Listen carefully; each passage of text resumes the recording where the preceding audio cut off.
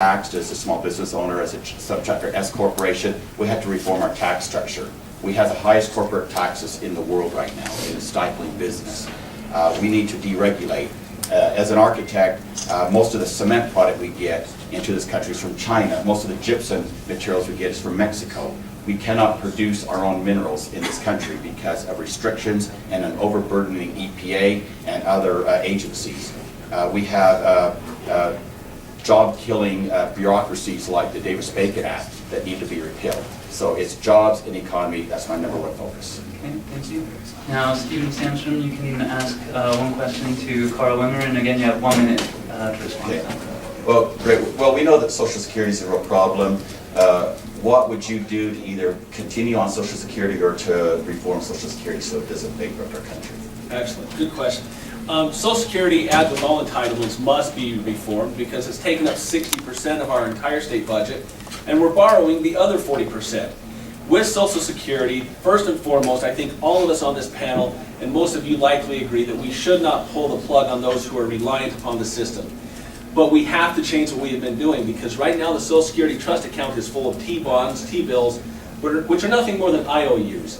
We have to move towards a system that is sustainable. So my proposal is, as people drop out of the Social Security system that we have through attrition, we start putting people into a system that is more localized.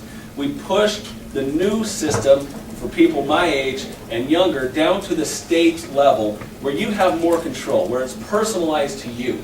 More like a 401k or a 457, where you can keep your eyes on the money instead of relying on the federal government to keep an eye on the money, because we saw how that has worked. They have taken the money and they've stolen from the American people. And it's really offensive to me. So that's what I would do with Social Security. Thank you. Carl, now you can ask Jay Cobb one question.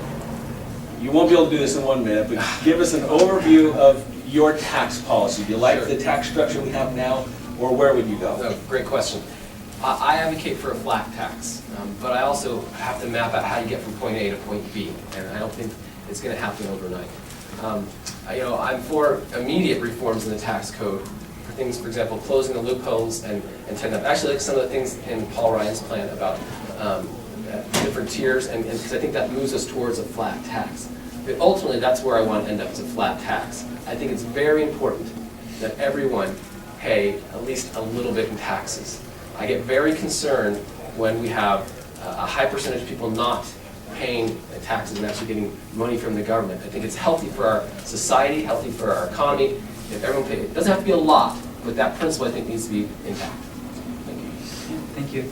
I think. Do you want me to ask? Yeah, ask Kenneth a question, because he is on Do here. that too, or? We'll just have questions from the audience for that, so she won't get this section of it.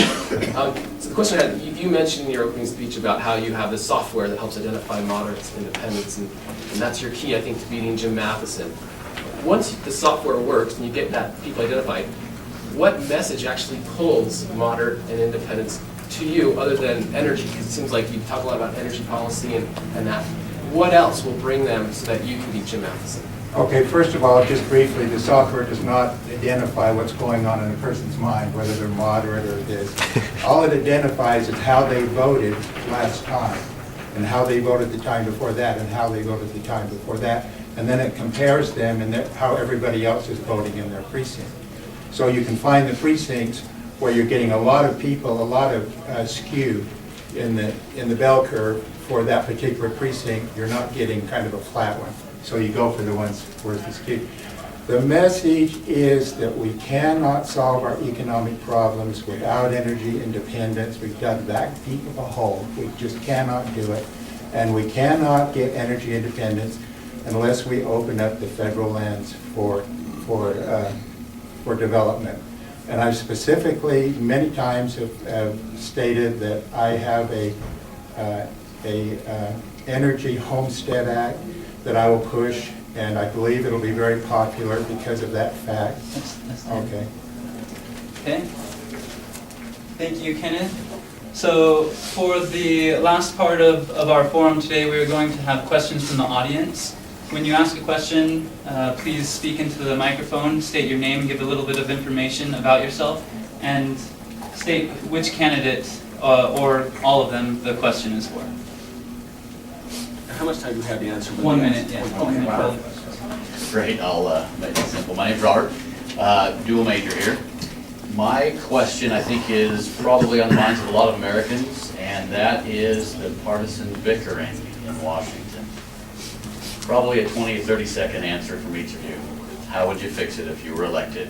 How would you court me if I were in your congressional district as a delegate in response to that to obtain my vote? Well, the first thing I do would be talk about bigger questions. I mean, it's nice to argue about give this tax to this person, give this tax to this person, give this benefit to this person, take away Social Security, don't take it away. But what I talk to them about is say, look, let's increase the pie. Let's increase the money that's coming in. You'll still have your bickering, but we'll be bickering about big things. And we'll have enough money to balance the budget. And the way you increase the pie is quite obvious. You create energy independence. See, I look at, well, I guess I don't have any more time. Is that it? Yeah. Okay. Well, if you look at my track record, I'm somebody that builds coalitions, and I like to work with people. Now, that doesn't mean you compromise your principles that you have. I have certain set principles I follow, but we need to look to, say, President Ronald Reagan. He got some of his most sweeping legislation passed when he had a Democrat-controlled Senate and a Democrat-controlled House. Why? Because he could build coalitions. He could work with people, could convince people to see his point of view. Now, I realize that when I go back to Congress, I'll be one of 435 people. I'm not going to get anything done unless I can work with people and build coalitions. And if you look at the track record that I've established in the state legislature, I have worked with people of both sides of the aisle. I think if you'd go and ask just about any Democrat on the House side who's one of the best Republicans to work with as far as working together and hearing different points of view, I think they'd say, it was me. And I can get people to see my point of view. I consider them my friends. And unless we can work together and give and take a little bit on certain issues without compromising your core principles, that's how you're going to get something done in the United States Congress. Because one person, stomping their feet and pounding their fist is not going to get anything done unless you can work with people. And I have a track record of doing that, and that's what I can do. No, I actually give Steve a hard time because he's actually right. He's been very good in the legislature building coalitions and doing the things, moving forward an agenda, bringing people together. I have the same experience in being able to do that. Now, here's the thing that's very important. People think that if you're working and willing to work with each other, and willing to work across the aisle, willing to work with other people with different ideologies, that you're compromising principle. I am a principle-based politician. I believe in core principles, and I'm not willing to compromise those principles. But, I don't think that's the problem. I think the problem in Washington, D.C. is we have a bunch of people back there acting like children. They're throwing rocks at each other for no reason. They're needlessly insulting one another. They're needlessly inflaming the argument rather than actually talking like adults, working together to find the solutions for today's biggest problems. What I will bring to the table is someone who can talk to you like an adult, someone who may disagree with you, but at least we can have a dialogue and say, okay, here's why I disagree with you, why do you disagree with me? And let's work on finding common ground on issues without compromising principle and without asking you to compromise your principles. We can work to come up with solutions if we simply stop throwing rocks and act like adults. I think you hit your question is a huge issue because that's, I think, one of the big problems in D.C. And I agree, you have to be able to work with people, but let me tell you how. Because it's easy to say, well, work with people, but let me give you some examples. I think everyone up here will agree that we want to cut things, and one of the things we want to cut is programs in the Department of Education, things like that. Well, if you look at that and say, well, how do we get that done? You can go in with three very good arguments. You can come in and say, we got to cut because it's unconstitutional. The federal government shouldn't be doing that. You can also say, you can come in and say, well, we got to cut because it's just not being administered right. It's not effective, right? Or you can come in and say, look, we got to cut because we just can't afford it anymore, right? Those are three equally valid arguments. The way you stop the partisan back there is you use the argument that works on your audience, who you're dealing with at the time. That's the way I was trained. You get the winning arguments. And so, for example, now I think right now there's a lot of common ground when we talk about economy. We can't afford things. Let's look for solutions. Let's look about how we can move those things to the states. I think if you go in and argue right away it's unconstitutional, even though that might be true, it adds to the gridlock. So I think you have to understand who you're dealing with, who you're talking to, who you need to persuade, and use arguments that work on those people that aren't polarizing, right? That will not divide people, but actually bring people together. Because we have a lot of quivers, arrows in our quiver that we can use. But we got to be smarter how we use them. And so that would be my approach. Hi, my question has to do with the federal land change and exchange for state or private land ownership, because I think that deals with a lot of the issues that we have. It would help pay for education, it would contribute to job creation, economy, environment, energy, those kind of things. So my question to you is, all four of you, is what is your specific plan for getting the nearly 70% of federal land back into the state ownership or private ownership? Do you want to start this? Let's start. Yeah, let's do that. Let's have some start. We'll just kind of rotate. Well, first and foremost, I have just talked about it. I've done something about it in the state legislature. In fact, I joined with a core group of state representatives, including Carl, that we fought back against the federal government. We need to take back control of our federal lands. The enacting clause that was signed as a contract between the federal government and the state of Utah has been violated. We should have control of those lands as a state.